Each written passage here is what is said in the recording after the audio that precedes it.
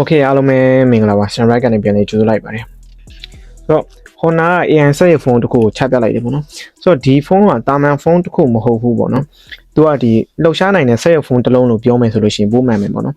ဖုန်းအတွင်းမှာဒီ motor ပါတဲ့ gimbal စနစ်ပါဝင်ပါတယ်ပြီးတော့လူအလိုလျောက်လိုက်နိုင်တဲ့ဒီ AI tracking နည်းပညာလည်းပါလာတယ်ပေါ့နော်ဆိုတော့ကျွန်တော်တို့ဗီဒီယိုရိုက်နေတဲ့အချိန်မှာဆိုလို့ရှိရင်ကျွန်တော်တို့လူတွေလိုက်ပြီး tracking လုပ်ပြီးတော့ကင်မရာနဲ့ချိန်ပေးနိုင်တယ်ပေါ့နော်ဆိုတော့နောက်ထပ်ထူးခြားတာတစ်ခုကသူကဒီ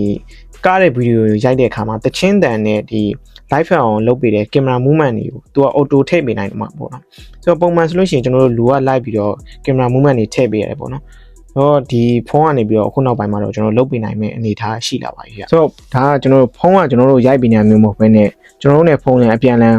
လှုပ်ဆောင်နေတဲ့ပုံစံမျိုးဖြစ်သွားတာပေါ့နော်ဒါကကျွန်တော်တို့ပြောရမယ်ဆိုလို့ရှိရင် AI ရဲ့ပြီးတော့ robotic နည်းပညာရဲ့နောက်ထပ် smartphone technology ပေါ့နော်ဒီ၃မျိုးပေါင်းဆက်ပြီးတော့ဖန်တီးထားတဲ့အရာဖြစ်ပါတယ်ဆိုတော့ဒါကလည်းတော်တော်လေးစိတ်ဝင်စားဖို့ကောင်းတယ်ဗျအနာဂတ်မှာကျွန်တော်တို့ဒီ robotic phone တွေပုံစံမျိုးတွေဒီ robot phone ပုံစံမျိုးတွေပေါ်လာနိုင်မလားဒါမှမဟုတ်ရင်ဒီတိုင်း fade သွားတဲ့concept တစ်ခုအနေနဲ့ပဲဖြစ်သွားမလားဒါကတော့စောင့်ကြည့်ရမှာပေါ့နော်ဆိုတော့ကျွန်တော်သိရတဲ့လောက်တော့ဒီ gimbal motor ပါတဲ့ gimbal စနစ်ကကြတော့နည်းနည်းအကျန်းခံမှာမလားပေါ့နော်အဲ့တခုတော့စိုးရင်မကောင်းမယ်ပေါ့ဘာလို့လဲဆိုတော့ကျွန်တော် smartphone တွေကြတော့နေတိုင်းထိတွေ့နေရတာဖြစ်တဲ့ကြောင့်မလို့နည်းနည်းအကျန်းခံမှုဆိုလို့ရှိရင်じゃနည်းနည်း